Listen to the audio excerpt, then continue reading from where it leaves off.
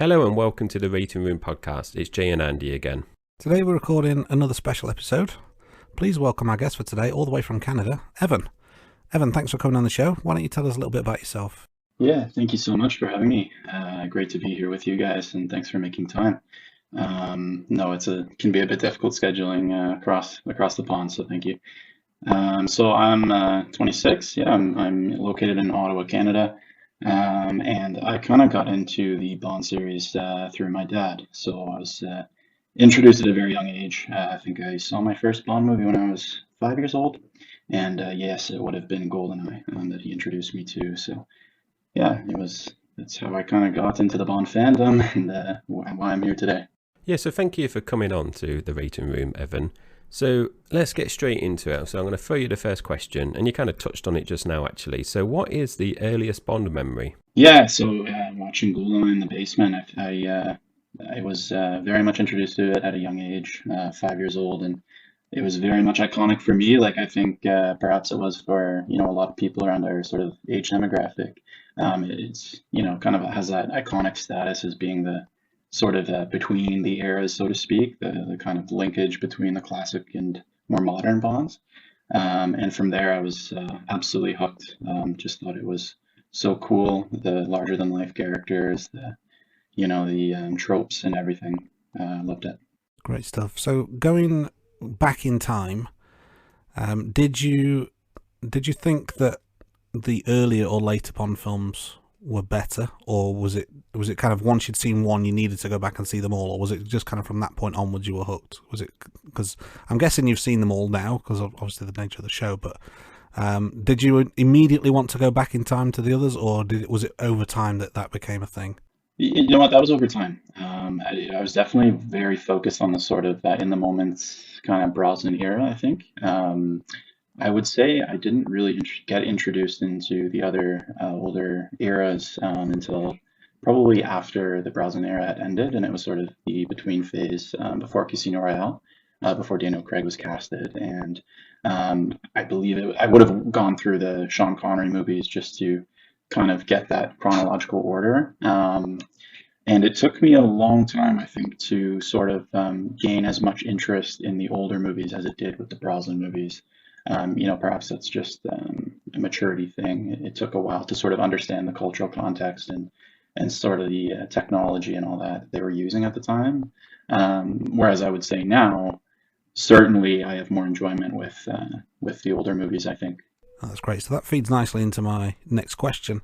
Of the 25 that there have been so far, what is your favourite Bond film? Favorite is From Russia with Love, and it's I definitely grapple with it, as I'm sure lots of people in the Bond fandom do. It can be a pretty dynamic thing as to what your favorites are, but from the first time I watched From Russia with Love, it stuck with me. In particular, for the Connery era, I think the music, the characters. I think perhaps the down-to-earth plot as well, because I think it relies very heavily on the source material from the Fleming novel, and it's one of the novels that I think translates pretty well to the screen. There weren't too many dramatic changes, but I think just the source material is so good. It's just there's not a second I watch From Russia with Love where I'm wanting to go into the kitchen to grab more food or whatever, you're just always locked in, and it's just so wonderfully written, and translates so well to screen. I think it's just so brilliant throughout. So do you tend to prefer the Bond movies that are more spy kind of focus and less gadgets, or do you kind of like the Bond ones where they've got more gadgets? Because obviously, where you said GoldenEye, when you were introduced to like the Brosnan era, are quite heavy in terms of gadgets, aren't they? Yeah, it's funny. I think probably gadget heavy. Yeah, I think I do. I think I do lean into the sort of even the sillier kind of gadgetry, like the perhaps the alligator from Octopussy, things like that. There's times where I really do enjoy leaning into the more comedic side. So I would say probably spy focus. Yeah. In that sense. Like again, Octopussy is kind of the one that perhaps stick to sometimes from the Moore era, which obviously has a lot of gadgetry, and then has that very kind of Cold War spy element um, as its sort of central theme. So yeah, I would say definitely the spy focused ones. I tend to like more, and I think the further they get away from it, perhaps say the Craig era, which is a bit more melodramatic. It's I think very timely for our era, but more gritty, very melancholy, and I think that doesn't speak to me so much. Okay, so you just told us what your favourite Bond film is, and now let's flip that around. What is the worst Bond film in your opinion? For me, it's solidly, I think, been Die Another Day. Unfortunately, from the first time I saw it, and it's even more tragic because Die Another Day was actually the first Bond that I saw in theaters when it was released. So I was very young. I was only, I guess, 6 years old at the time. Just kind of hilarious to think about a 6-year-old walking into a Bond movie. But yeah, I went with my dad, and I think perhaps because of his reaction, maybe I picked up on it. But for sure, it's I think been one that we kind of we malign a lot, we joke about a lot. Perhaps even more so now, I think it's the Brosnan movie that probably translates least to this era. Just the swing you can see even from Die Another Day to Casino Royale, sort of the themes and just the overall tone. It's just so dramatically different. And I think, unfortunately, Die Another Day is a victim of that kind of point in time. Yeah, I think it's probably quite a common one, I would say, for people to put on their worst of. But let's switch gears just slightly and let's talk about actors. So we've talked a bit about Brosnan, a bit about Connery, but of the 6 men that have played James Bond so far, do you have a particular favourite Bond actor? Yeah, I would say I do switch between two, but Roger Moore is usually the one that I tend to kind of, I think, have the most affinity for when I'm watching his movies. The second would be Connery, and on a given day I could cite him as my favorite, but definitely Moore. I think just the stability. I mean, 7 movies, especially if you sort of read behind the scenes of some of the production of some of the movies. I know Moonraker, obviously, the production being largely in France, like there's so many issues throughout, and even just to like View to a Kill, if you think about as well, how he was older, he did surgery, and yet carried on, and yeah, I just think his tenure is really impressive. I think his sort of relationship with the main producers as well, like if you read into his relationship with Cubby, it seemed to be something pretty special, and even perhaps I'm a bit influenced by the fact that I think Roger Moore, up until he sadly passed away, he was always so happy to talk Bond, to sort of play the role, and I really enjoyed that about him. He seemed to really care about the role, and not that the others don't, but I love the cheeriness of his films. I love the witty one-liners, as much as they can make you groan. I love the way he played the character, and I think the way he played the character is a big reason why he lasted so long. He's just a familiar face and sort of just a very fun actor. So I've got 2 questions, Evan. Following you telling us that Roger Moore is your favourite Bond. One of the things that I've mentioned in the podcast is that people tend to gravitate to the Bond that they kind of grew up with, but then, as I mentioned in previous episodes, Andy just dispels that because of who his favourite Bond is. So I find that quite surprising. You mentioned that you're 26 and Roger Moore is your favourite Bond, because I think listeners, at the top of the show, we saying you're age 26, people probably would make the assumption that maybe Daniel Craig or Pierce Brosnan would be your favourite Bond just because of you growing up with them. And then the second question is, do you like Roger Moore in anything else? Yeah, so to answer the first question, definitely. I think you're probably right. I think among younger fans, Daniel Craig is definitely very attached to, because that's who you grew up with. Um, and I think, I mean, as an actor, like actually outside of Bond, I think is where I actually prefer Craig. I know that the Knives Out series, for example, like I really love him in that. So it's not so much, I think, with Craig himself. I think it's more so just the tonal kind of the tonal shift they had with his era. And I mean, Bond is a series that sort of follows trends. It follows geopolitics and the sort of hot items of the day. So I totally understand where the producers were going, but I think just if you look across his 5 movies, and I kind of referenced it before, but the more melancholic tone, some of the creative decisions they made, like obviously the big one being with No Time to Die. Um, I just think they made very big decisions that were quite, drastic for Bond, and yeah, I think I feel less attached to it as much as when I watch Casino Royale, for example. It's a brilliant movie. It's just I think the body of Craig's sort of work for me just pales a bit compared to some of the others. And then to answer the second question, I would say the more movie I enjoy the most outside of Bond is Gold. Just a really, really awesome. Actually, I mean, it was filmed during his time as Bond. I believe it was released in '74. So you can sort of see when you're watching it, he carries himself a little in the same way he did in Live and Let Die, Man with Golden Gun. It's sort of a similar enough character being the protagonist, but it's just a great movie. Okay, so moving on, what is your favourite Bond theme song? Favorite theme song, that's one that also I think changes depending on how I'm feeling. But I think definitely the one that I come back to the most would be On Her Majesty's Secret Service, which I suppose is, besides Doctor No, I believe the only theme song without lyrics, which is sort of a little quirk. But for me, it's just John Barry's work is incredible across the entire score for On Her Majesty's Secret Service.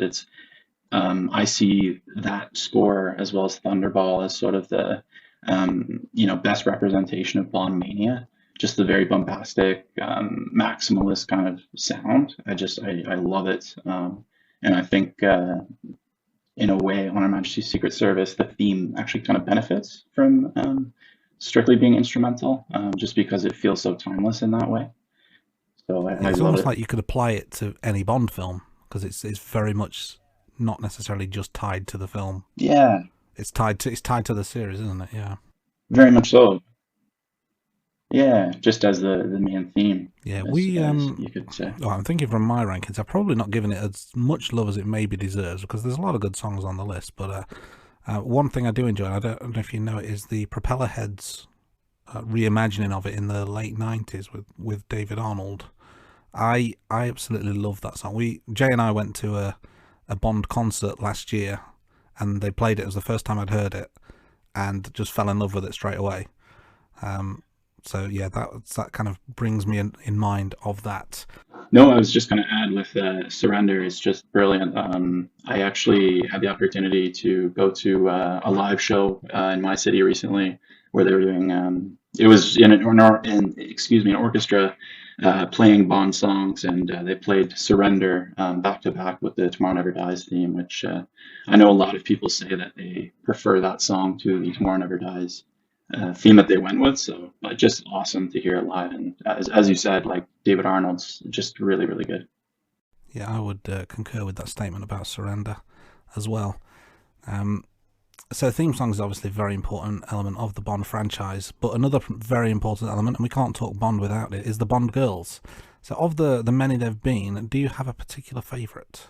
Yes, Tracy, for sure. I think Tracy as a character, the way she's written benefits from, particularly with reference to, I would say, the other main Bond girls in the early Sean Connery movies, has so much more depth. There's a lot more meaning. She has much more personality. They give her, a lot more to do, frankly. She's equally as competent as George Lazenby's Bond, if not more, because I'm thinking of the scene where she actually saves him from Blofeld when he is getting away on his skis. But yeah, it's certainly Tracy, and the way that On Her Majesty's Secret Service is written with the marriage and the sort of tragic ending. I think it's so well done, and I think Diana Rigg was great casting choice as well.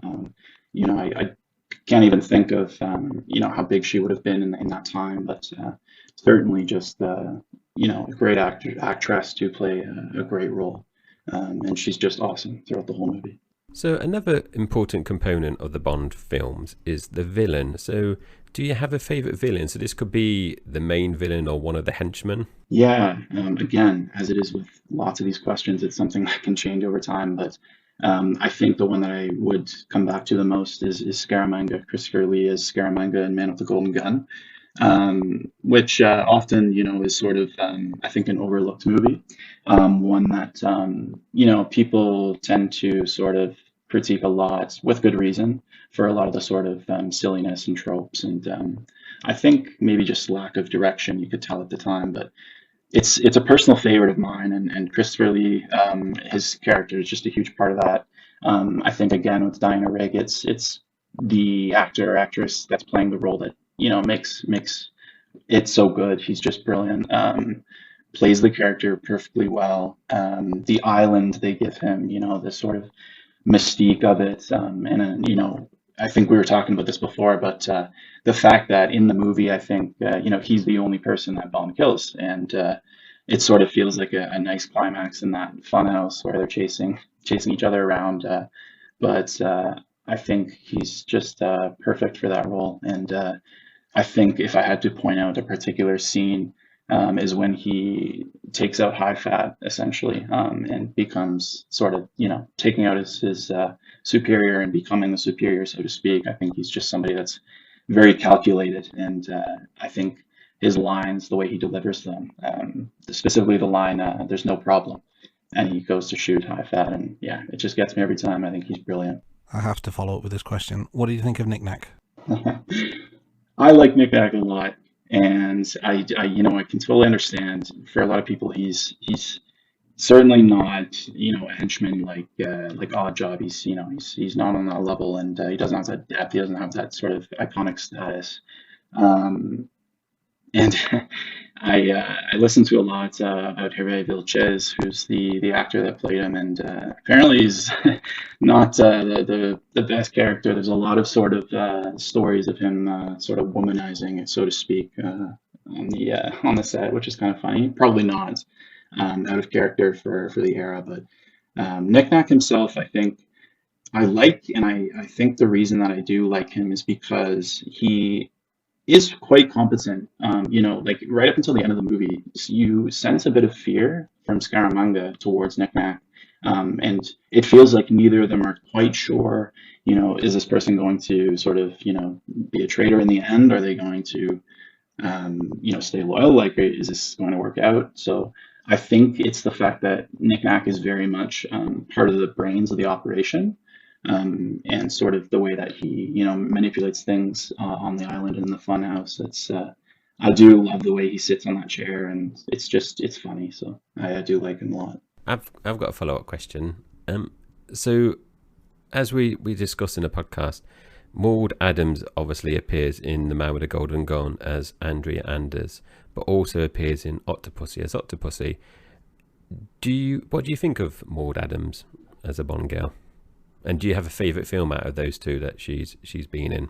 Yeah, I think, well, I prefer Man with the Golden Gun to Octopussy, I think, which maybe not the common answer, but obviously I think her character Octopussy is the better of the two. I think, unfortunately, with Andrea Anders, it's you can see Maud Adams' talents on the screen, but I don't think she's as well written in The Man with the Golden Gun. I mean, obviously she's not the main Bond girl, so she doesn't get as much screen time, but it does sort of feel a bit outdated, her character in The Man with the Golden Gun. Just, sort of helpless to Scaramanga and sort of his quest to be the best.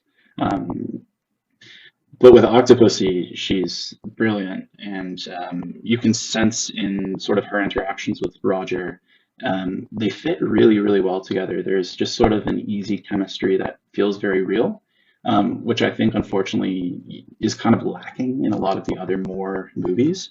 But they work really well, and the fact that, again, she's running this entire operation in India with these gymnasts, it's a very quirky sort of setup, but she plays it off really, really well.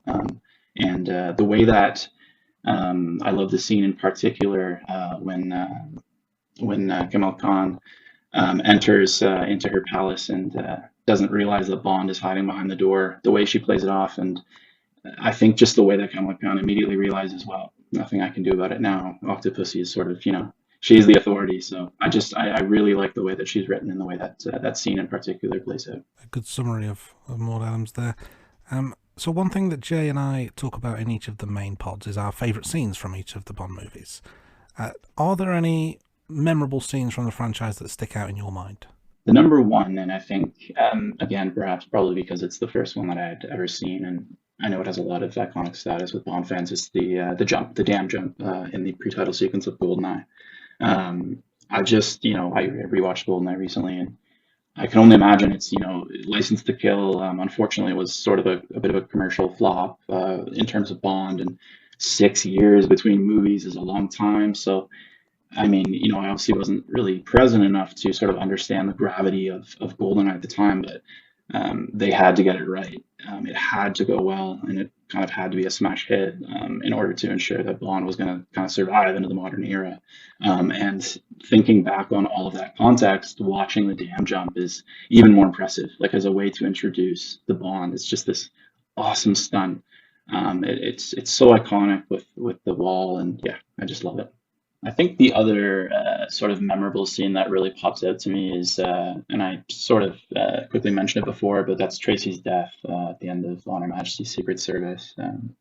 I think it's funny understanding the way that they followed it up with Diamonds Are Forever and sort of the lack of continuity, so to speak. But again, it's very unique, I think, in the sort of Bond filmography for the fact that that movie ends on really sad, tragic note, which is, pretty unfamiliar for Bond. Usually it's, getting the girl and flying away in some amazing contraption. But I think that's why I like it so much is sort of that departure. And I think it was a movie that sort of signaled that Bond didn't have to be a secret agent movie without a lot of gravitas.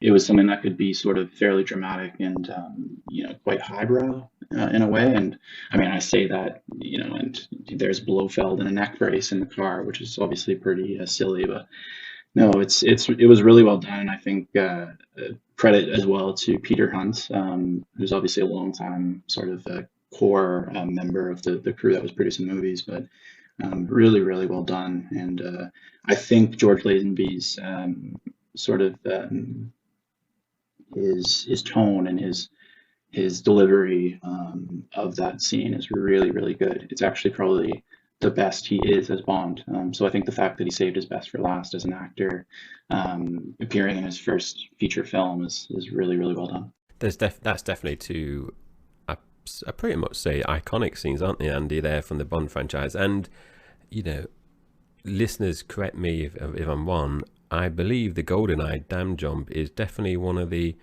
pre-title sequences that me and Nadia said is one of the best ones, if not the best, in the franchise so far.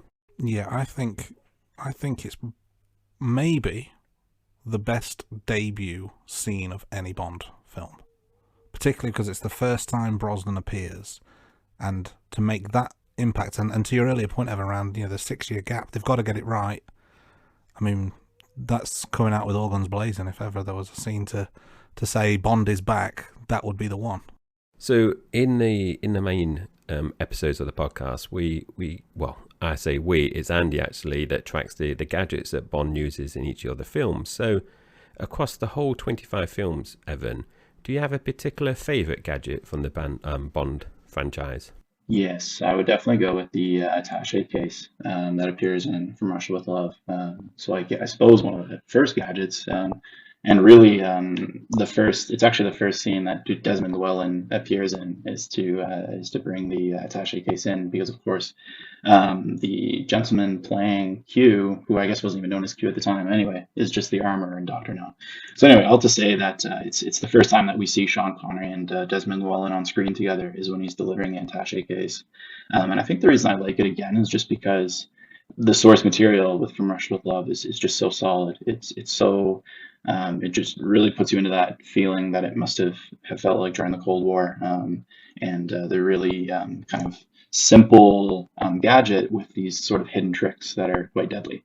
And that's really just Bond, isn't it? Like it's, you know, the suave sort of guy, but all of a sudden can turn deadly. And the way it's used, I think, is really well written as well. Of course, on the train with Red Grant, where it blows up in his face. I think it works very well. It's unlike some other gadgets. It feels it's put in the right spot for the right time. It makes sense with the plot. So it's just, yeah, very, very well written. Yeah, it's kind of practical, isn't it?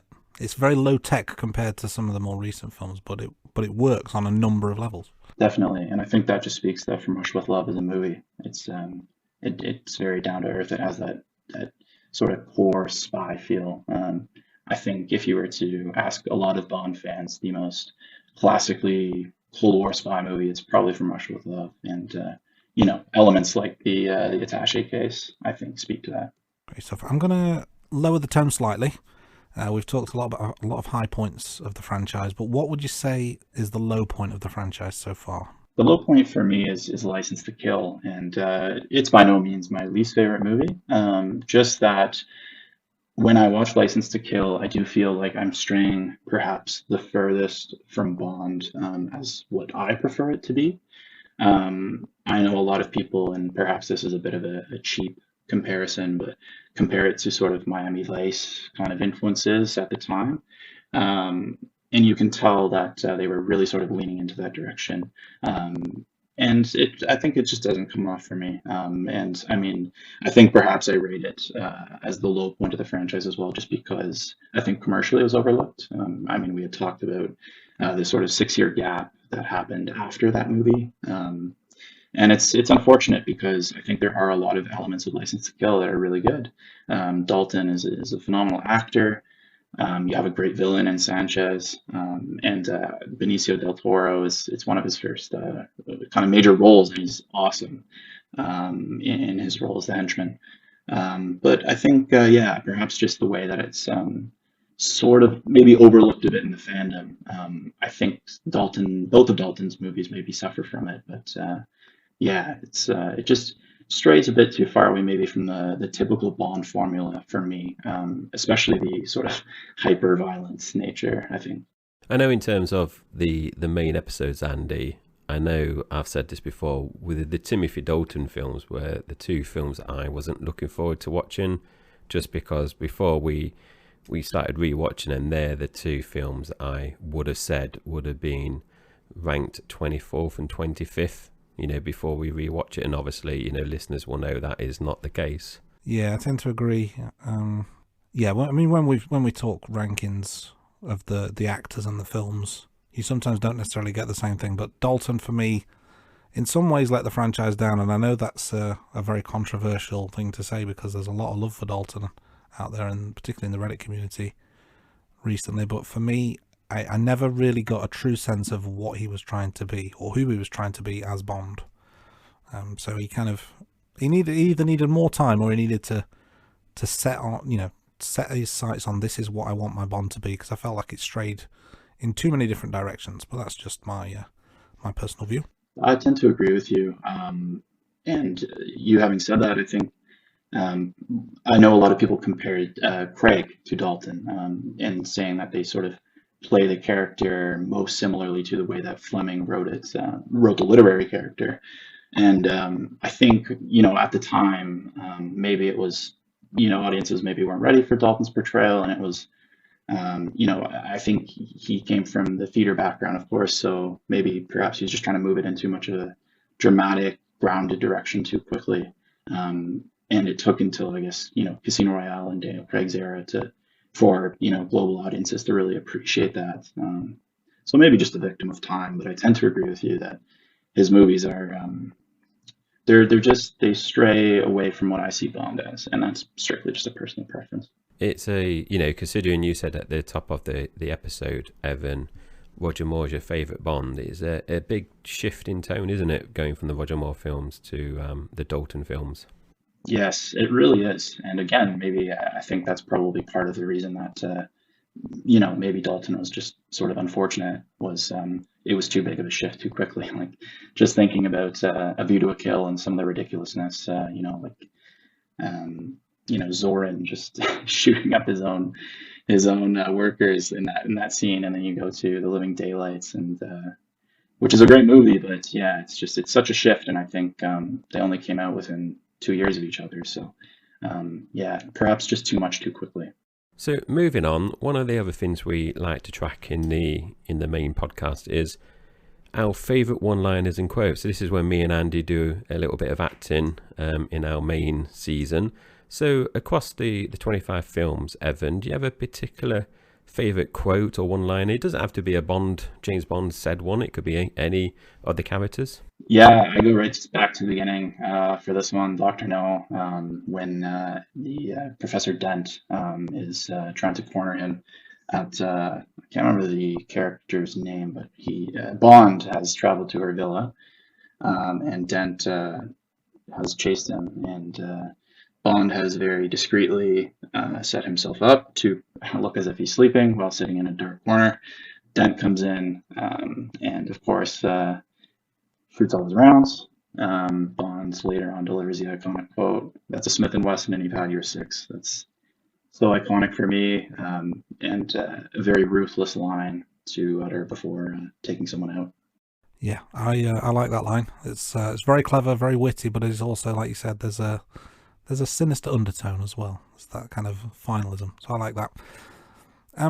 So you've mentioned a couple of times the kind of literary aspect of Bond, and then one thing Jay and I talk about are the differences between the movies and the books. So have you read any of the Bond books, either the Ian Fleming novels or the short stories or the more recent ones? Yeah, I've read two of the Fleming novels, and I did choose them intentionally because I had seen the movies all first, and then decided to go back, and I wanted to read one book that was fairly similar to the source material, or sorry, the books that were similar to how they were portrayed on screen.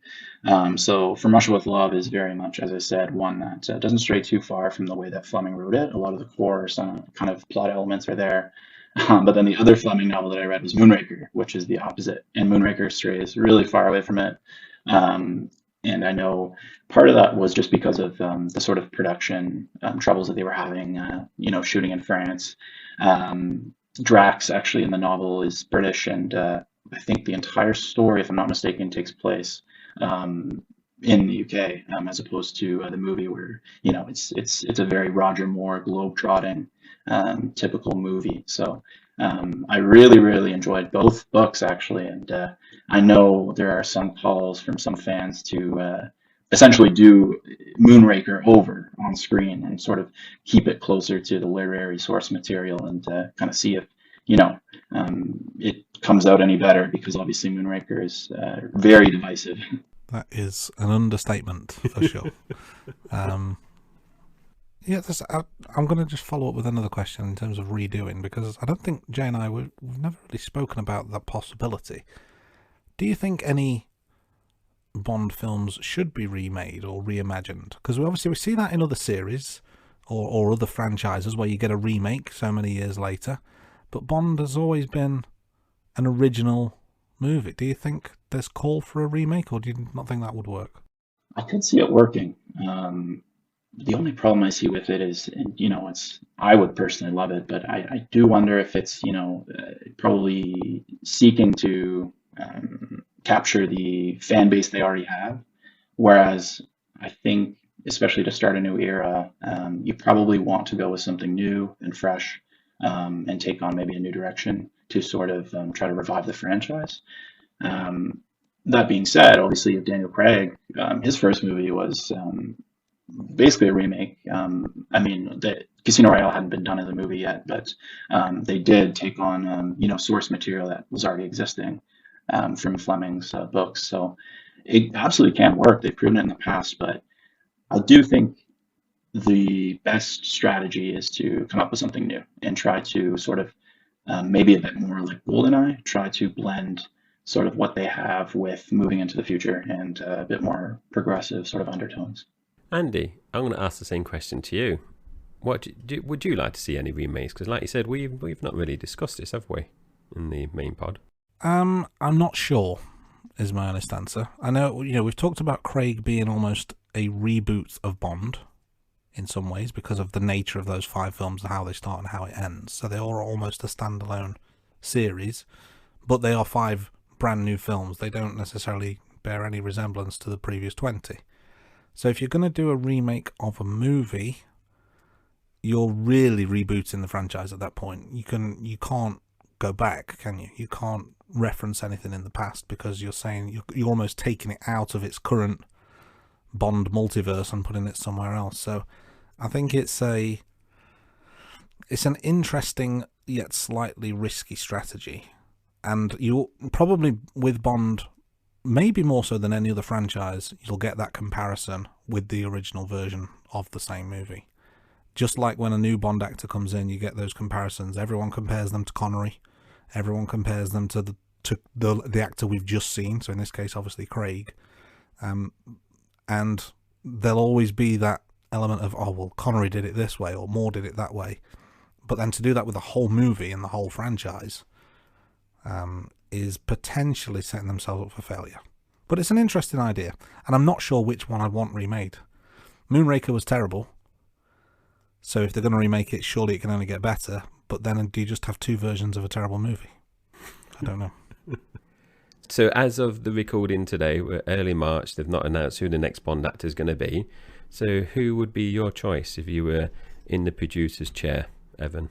Yeah, it's funny. I know that like I've kind of said it's someone I don't know preferably, and that's sort of just tongue in cheek. And by that I just mean continuing the trend of someone who's not necessarily an A-list actor.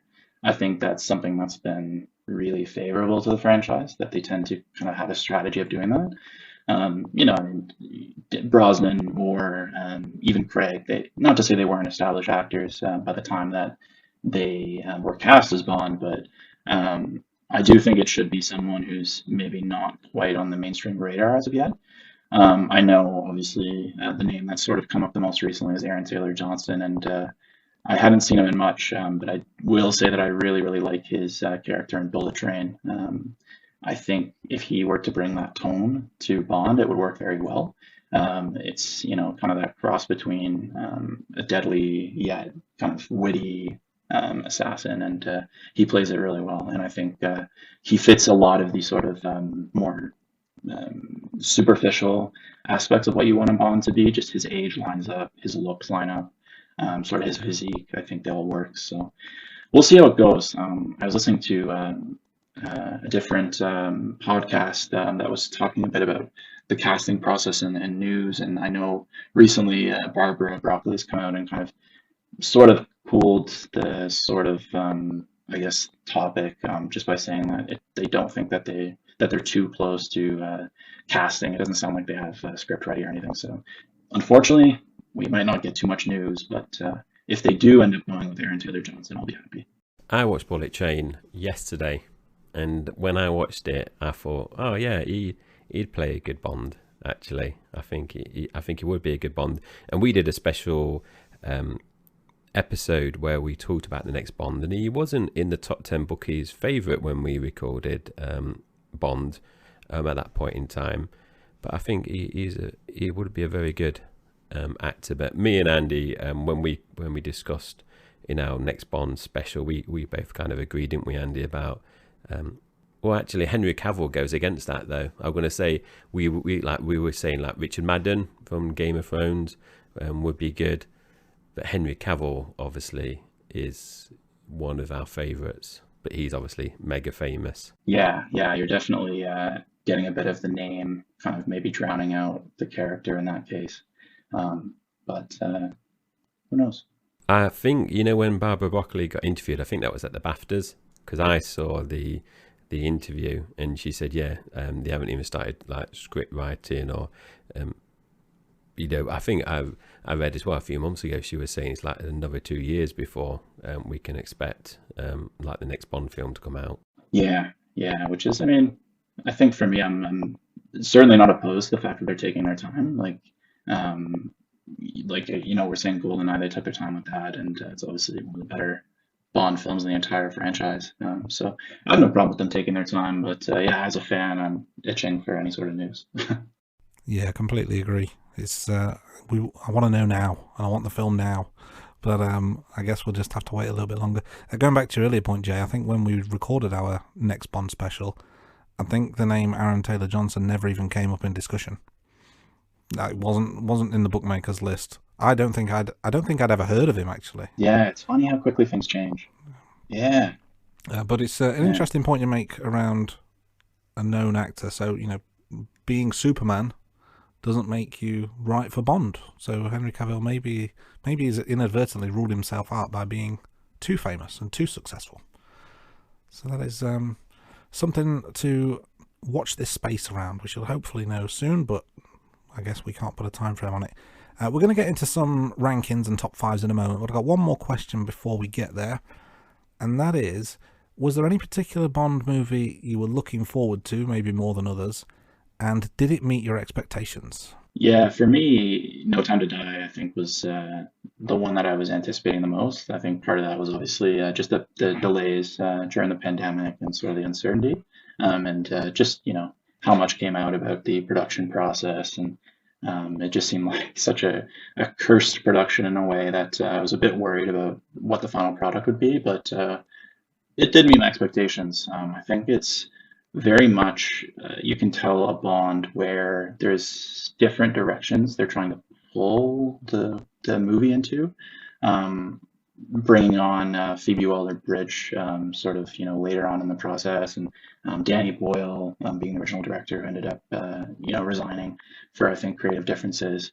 There are just so many things that seem to go on in the background that I was really worried. But when I went to see the movie, I was satisfied. It's certainly not.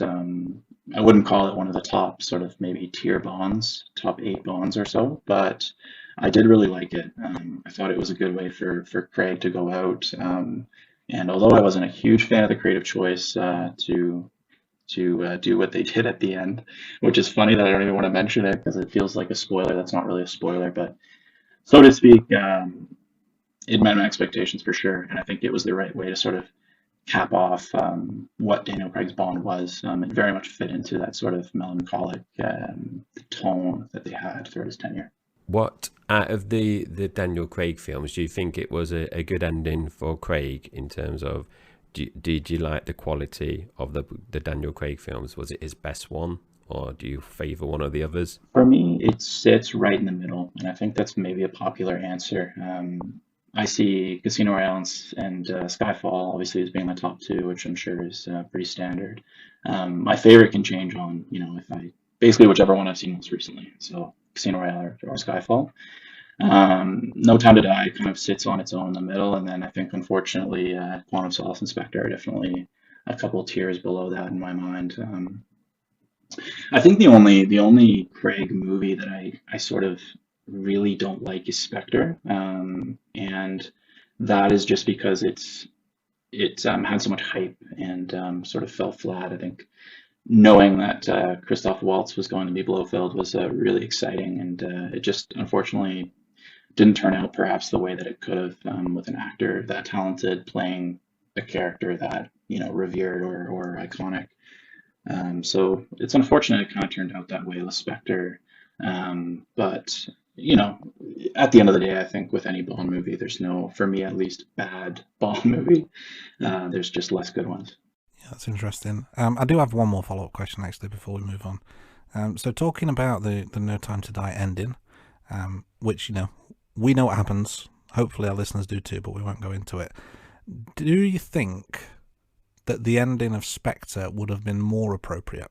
Because for me, kind of at that point, there was lots of rumours that Craig hated the role. He didn't want to be Bond anymore, and the way Spectre ended with him kind of riding off into the sunset, as it were, would that have been a good ending for Craig, or a better ending for Craig? It's very interesting to think about had they swapped them. But no, I think actually the way they did it was probably more appropriate. It's certainly a really big creative decision to make because they hadn't done that before, but I think it fits, and it's I think a lot of people complain about the way they did it, but it it's the right way to sort of just shift the era, and it's a very clear message of saying, in my mind, like, okay, that was Craig's tone, that was the way that he played Bond, and I would I would bet that whichever actor ends up playing the next Bond, and the way they open with their first movie, it'll be quite a shift, I think, from the way that No Time to Die ended. Regular listeners of the podcast know that myself and Andy rank the different elements throughout each week, and we rank them. So there's different components that we track. So Evan, I'm going to kick us off this first section. So first question is, what are your top 5 Bond films? And obviously you mentioned From Russia with Love earlier on. So can you tell us your rankings from 2 to 5, please? Yeah, again, as I keep saying, it's something that seems so dynamic, but I would say From Russia with Love, as you said, number 1, probably GoldenEye 2, Goldfinger 3, Live and Let Die 4, and Man with the Golden Gun 5. Yeah, so I think I kind of have a decent blend. As much as I prefer, say, the earlier movies more in Connery, I would say probably feature the most. There's movies from every era that I would put in my top 10. So it sort of comes all over the place, but if I were to watch one movie, it's probably going to be more Connery. With GoldenEye, I think it was in a way lightning in a bottle. As we said, it very much sits on its own as a movie and as a Bond movie. It's really good way to bring it into the modern era while kind of holding on to classical elements of the character. So I think it deserves its spot as one of the sort of highly ranked Bonds and iconic Bonds. Goldfinger, again, another one that sort of speaks for itself. There's just so much iconography that goes along with it. Jill Masterton, and then everything like that. The Goldfinger himself. Although it's funny that I usually rank From Russia with Love higher than Goldfinger, because I think for a lot of people it sort of reverses. Goldfinger is the gold standard for a lot of people, but it's never been my favorite of Connery's. Although I do see it as a top 3 movie. And then rounding them out, Live and Let Die and The Man with the Golden Gun. As a huge fan of Moore, and although one of his is not my favorites, I do love the sort of playfulness of his era. I think Live and Let Die is really helped by the villains and the henchmen. There's so much, they're very larger than life, like Baron Samedi and Mr. Big and Kananga. The way that the role is played is just really, really good. So I really enjoy Live and Let Die for that aspect. And then Man with the Golden Gun is a bit of a guilty pleasure. Again, I know it's fairly maligned among a lot of Bond fans, but just so many elements in it that I love and love to smile at. And as I said, it has my favorite villain, Scaramanga, so that's probably what gives it a top 5 status as well. I've got a follow-up question, Evan. So you've picked 2 Connery films, a Brosnan film, and then 2 Roger Moore films. Out of the Bond actors that we've seen so far in the franchise, who do you think's been the most consistent in terms of like the quality of film during their run? I would say Moore, for sure. And I think that's because for me, there's no bad Moore movie, which is certainly probably a controversial statement for some. I know some really don't like Moonraker, some don't really like A View to a Kill, or even Octopussy, Man with the Golden Gun. A lot of them are maligned, but for me at least, his run is the most consistent, and I think it really shows how impressive it is that he was able to sort of carry the franchise for as long as he did. When you watch Live and Let Die, and then you watch A View to a Kill concurrently, and just the shift, I mean, it's 12 years, I guess, was the run. So just really impressive that he was able to, in some ways, reformulate the character. Going from something like Moonraker to For Your Eyes Only, which is, going from a very bombastic, sort of crazy movie, cartoonish movie, to something very grounded and more kind of, I would say, closely aligned with the literary stories. I just think it's really amazing how he's able to kind of play the character with familiarity. So he always has those witty one-liners. He always has that sort of like charm that you get with Roger Moore. But for example, a lot of people point to him the death scene of Locke in Fear Is Only when he kicks the car off the hill. It's a very ruthless moment for Moore, and it's quite a departure from the way that he typically plays the character, but I think a really good representation of sort of his range. And I think he doesn't get enough credit for being able to, switch into different sort of elements of Bond, the ruthless Bond, the comedic Bond, the romantic Bond. I think he has it all. So another follow-up question. This is a bit of a hypothetical one. I want to pose to you, Evan. You obviously said Roger Moore's your favourite actor earlier on, and that you've just obviously said he's the most consistent. Would have you liked to seen Roger Moore start his run slightly earlier? I.e., would have you liked to see him start either in Diamonds Are Forever or in Her Majesty's Secret Service, one of those, or were you happy that his introduction to the Bond franchise was with Live and Let Die?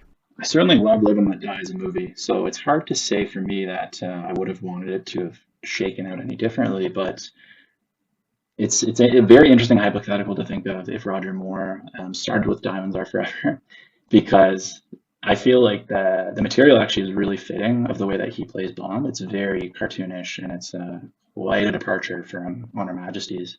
And unfortunately, I think you can see in Diamonds Are Forever that Sean Connery's older. I don't think he's bad in the movie, but he is a bit weathered. You can tell that it's sort of, he's past his heyday, that he was, with From Russia with Love, Goldfinger. So very interesting to think what Moore would have been like in that movie. And I think maybe it, wouldn't be so criticized maybe if Moore were in it. Or conversely, if that were his first movie and it shaked out the way it did, maybe he wouldn't have ever gotten a second movie. Maybe it would have been, so hated that he didn't get the chance, because I know Diamonds Are Forever is another one that's quite divisive. It's an interesting hypothetical there, but let's get back into the Bond reality. You mentioned earlier Tracy as your favourite Bond girl. If we're going to do a top 5, what would the rest of them look like? To round out the top 5, I'd probably put Tatiana as number 2. From Russia with Love again. She's a really strong element of the movie. She's very competent. I think she's conniving. I think she's quite. She has her own motivations in a way, even though it sort of seems that she might be sort of simplistically falling in love with Bond. I think she does a really, really good job in that movie.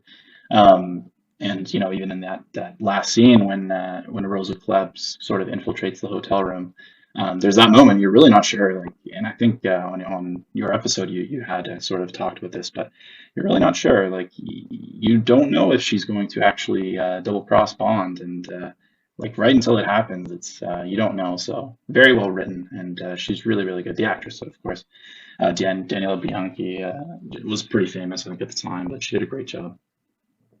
Number 3, probably again following that sort of theme, is Pussy Galore from Goldfinger.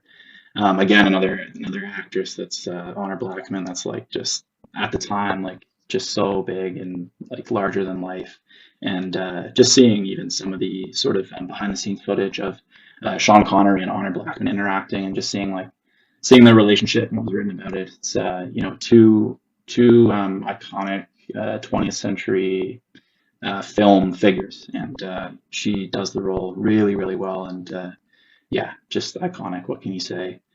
Number 4, probably Natalia Simonova in GoldenEye. Again, just a very modern kind of take on a Bond girl, I think.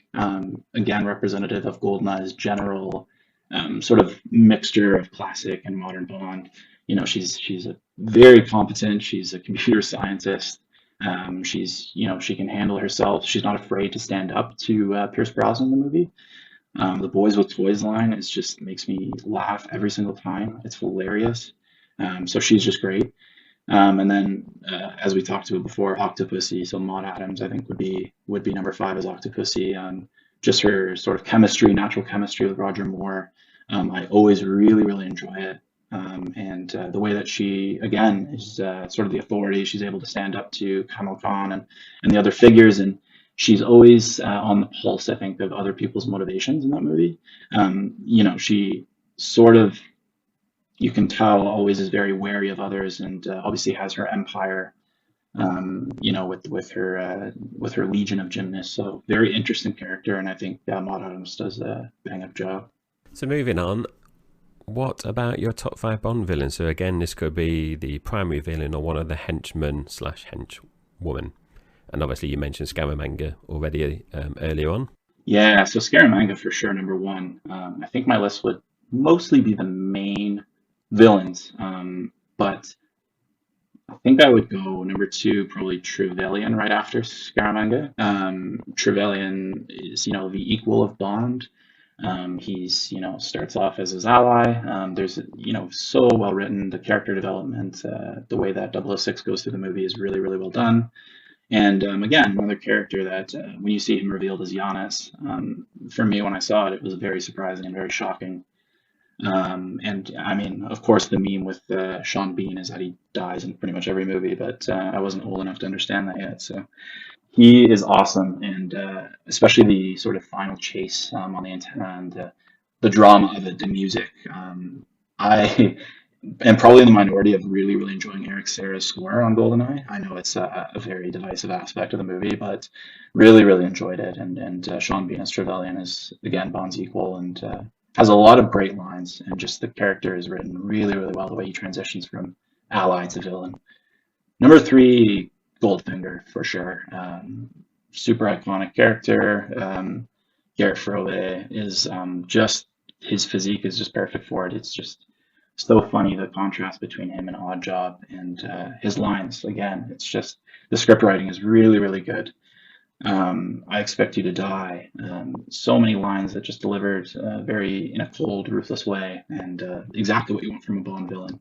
But at the same time, Goldfinger, I think, is somebody that can be playful. Like he's very secure. Like even when he brings Bond onto his compound in Kentucky, he's he's free to roam around. He sort of treats him as if he's a hotel guest in a way. It's sort of just this sort of eerie kind of control that you feel he has. He always feels like he's knows exactly what he's doing. He has his plan and he's going to execute it. So very iconic character, and yeah, well deserving, I think, of that status.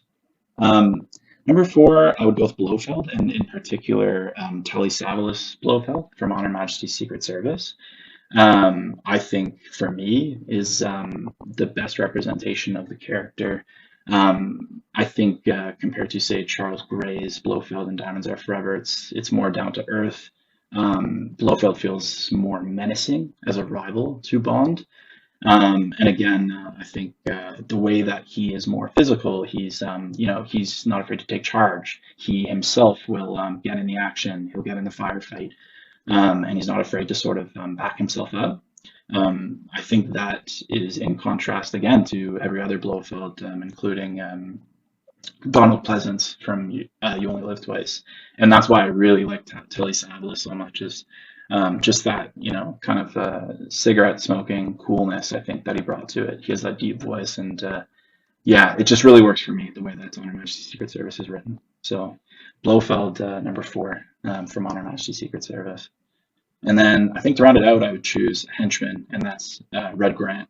So I guess I have to give some love to my favorite movie, but Red Grant, again, like Trevelyan, I would say, is sort of that equal to Bond. Super strong, very physical, very smart, suave. He, initially at least is able to trick Bond into thinking he's Nash, and puts on the American accent and has all the sort of funny American sayings that he goes through. Calling him the old man, all that stuff. It's really, really well done, and just an equal. And maybe I would say Red Grant has the best fight with Bond of any villain or henchman in the entire series. The way the train scene is written, the way the editing is done, and also the noise. So like just the train in the background and the way it's sort of almost like a constant white noise, and it just kind of gives this foreboding element to what's about to happen. And in that scene that they're fighting, like in this really kind of claustrophobic space, you feel like Red Grant could easily finish off Bond at any moment. Like he very much feels like an equal, and at some points he has the upper hand on Bond. So I really, really like that aspect, and would definitely give him a top five sort of status. That is a good list. Now, I'm not going to make you do the top 5 because there's only 6 to choose from in this next question, but 6 men have been fortunate enough to take on the mantle of James Bond. How would you rank them 1 to 6? So, as we said, Roger Moore, I won't get too much more into it, but I think just his stability in the role and his range is something that I really enjoyed. So, he's my favorite, and perhaps that's just the familiarity. After that, I would go with Connery, just the man who set the template. He sort of set the groundwork for a lot of the sort of tropes, the martinis and the womanizing and stuff like that. And Sean Connery is obviously just an amazing actor, the way that he portrays, and I think walks like a panther is one of the famous attributes given to him. But he really just has that sort of suave, way about him.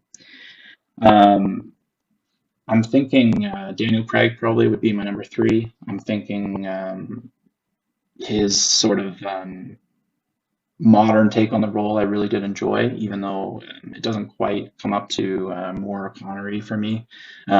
He himself, and as I would say in other roles, like I said with the Knives Out series, I think he's really really good, even outside of the Bond series. So he'd be my number 3. I think Brosnan would be number 4, Dalton number 5, and then I would put, like many people, Lazenby last. So the last ranking question from us, Evan. So when you think of Bond, one of the things I think of is the Bond theme. So what are your top 5 Bond theme songs? So there has to be a theme song, I'm afraid. You can't throw in Surrender in this one, Evan. All right. Well, if I can't throw that one in, then I would, I guess, obviously stick to On Her Majesty's Secret Service. That's my favorite, and that's the one that I listen to the most. After that, Thunderball. Again, I love the sort of maximalism of Thunderball, the movie, and I think it's probably my favorite score. But yeah, I just love the sort of the booming voice in Thunderball. The lyrics are very much on the nose, and it's I like the sort of representation of Thunderball. It could be talking about Bond, it could be talking about Largo. I like the sort of ambiguity with it, and I really do enjoy the sort of underwater theme. I think after that, Duran Duran's "A View to a Kill," just such a good rock anthem, and really befitting of the movie as well. It's a very, high pace action movie. It's so 80s, and I think it fits so well into that context. 4, probably Goldfinger. Again, like most other parts of the movie, Shirley Bassey is that iconic voice, and just the orchestration is again larger than life with loud horns, and I really really enjoy that. And then probably rounding it out, I would go with "Goldeneye" from Tina Turner.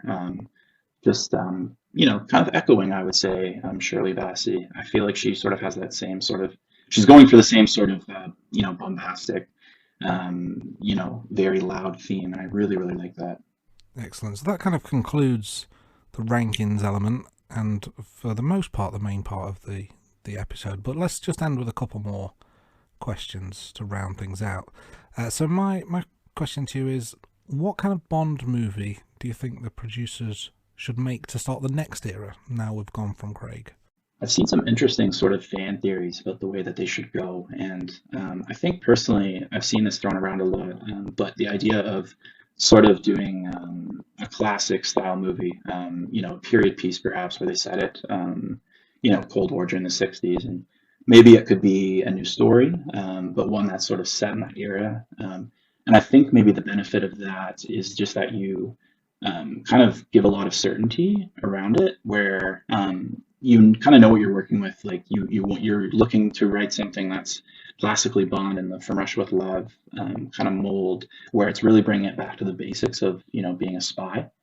I suppose the risks though is maybe it's you're doing fan service for the people, the core fans, but it might not catch on just if it's sort of it blends in too much, or they try too hard to fit in those classical elements. So I'm not sure about that one.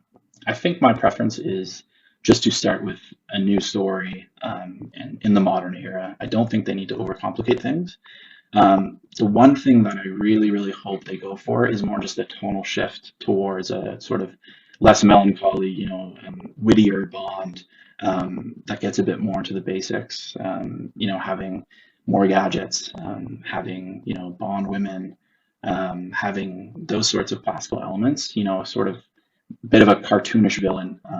And not to say that Rami Malek didn't do a good job of that, but I do want them to go back to a sort of lighter tone, and I think that will play well with audiences. Yeah, so just following on from that in terms of fan theories, that's an interesting one in terms of kind of doing like a throwback. So if they did go back to the 60s and say, for example, the next Bond actor does 5 films, are you saying they would all be in the 60s, 70s? Is that what you're saying? I guess that's it, right? Yeah. Like if you make the first one fit that tone, and if it's a success, then in a way you're kind of, obligated to stay that course.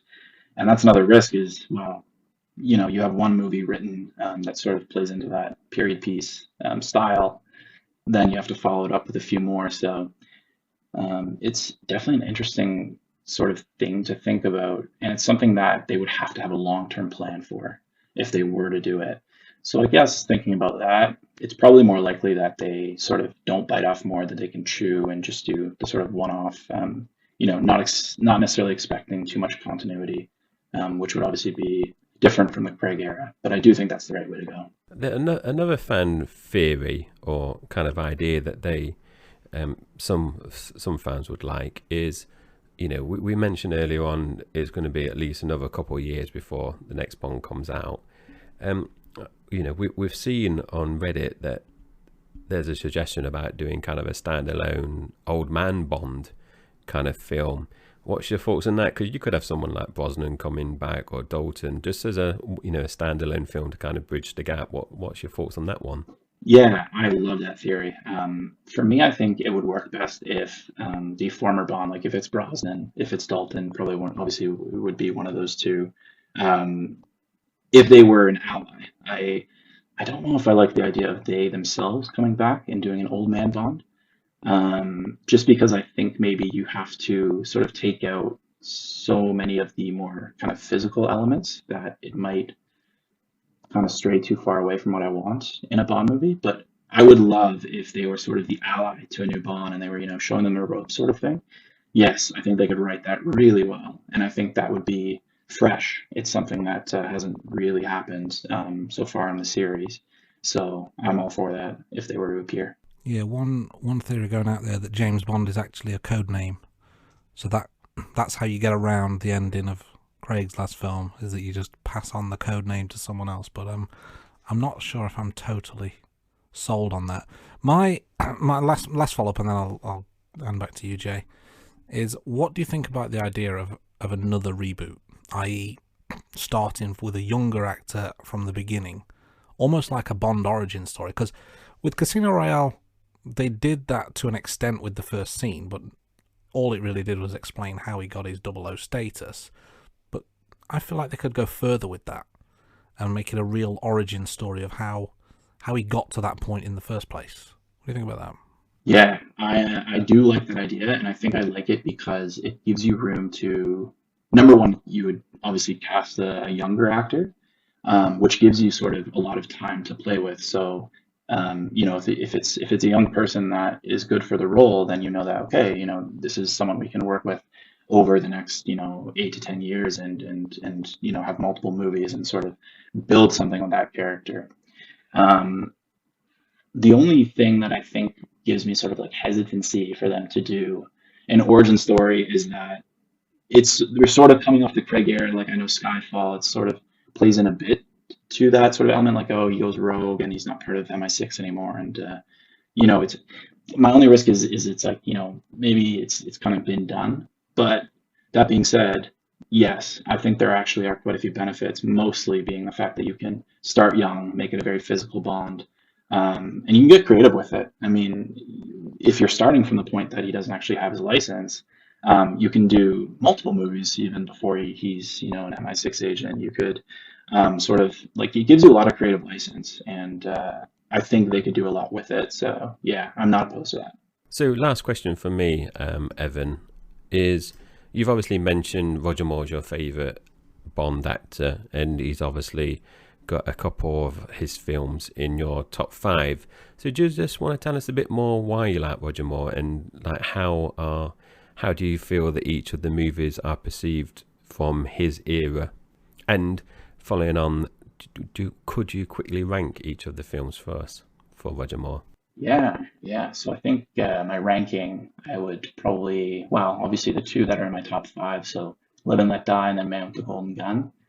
I think I would go with Octopussy in third, and then Spy Who Loved Me in fourth, which I know is, for most people, Spy Who Loved Me is solidly Moore's top movie. But for me, it just doesn't have the same sort of feel. I think I know a lot of people, the Marvin Hamlish score and sort of the uniqueness of that, and the grandiosity, like bringing back an iconic henchman with Jaws, like that's sort of the iconic Moore movie. But for me, it sort of sits in the middle. I've never been particularly attached to it. So I'd put that number four. I think I would put Moonraker five, and then I would probably have For Your Eyes Only six, and then A View to a Kill seven. But as for the era and kind of why I feel it stands up really well is, again, just the longevity is something really impressive. Especially if you consider that he's coming off of Sean Connery, which is, I couldn't imagine trying to follow up from Sean Connery and sort of just the Bond mania of the 60s, and being able to reinvent the character enough so much that you could last for over a decade, and audiences are still sort of happy to have you as the leading man. I think that is really impressive to me and something that I really appreciate about the Moore era. And then I talked about it briefly, but I think just his relationship with a lot of the production crew and the way that it appears, at least, that the sort of production process was during his tenure, it was very much like a family atmosphere, and I think speaks a lot to just sort of the sort of very lighthearted nature of a lot of his movies. So I think the best way I can put it is, if I'm having sort of a rough day or something and I just want to shut my mind off for 2 hours, it's probably a Moore movie I'm going to choose, because there's just so much fun. It brings you into a different world in a way, because a lot of them are very much globe-trotting type movies. So it's the locations, it's the very larger than life character that Moore brings to it. I just I can rewatch them so many times and not get tired of them. So just for me, it's just the longevity and the lightheartedness that I always want to come back to. And I think sort of subconsciously, I'm hoping that the next actor fits a bit more of Roger Moore's mold in the sort of, longevity, lightheartedness, wittiness, kindness. I really like the way he does it. You could almost say that nobody does it better. I'm not going to get any higher than that, so I think that's probably the time for me to sign off. Thank you so much for your time today, Evan. It's been really good to chat to you. And for listeners out there, check out some more specials that we've got coming up soon with more Bond superfans. And until next time, thank you for listening, and we'll see you soon right here on The Rating Room. Well, that's this week's episode done. We hope you enjoyed it. Special thanks to the band Sugar Tongue for the theme tune to The Rating Room. You can find them on all the usual social media channels, and be sure to check out their song The System, available now on Spotify. You can find and message us on Twitter, Facebook, TikTok and Instagram by searching The Rating Room. You'll find all our social media links on our website, theratingroom.com, and subscribe to our YouTube channel. Or feel free to drop us an email at theratingroom@gmail.com. Goodbye, thanks for listening, and we'll see you next week, right here on The Rating Room.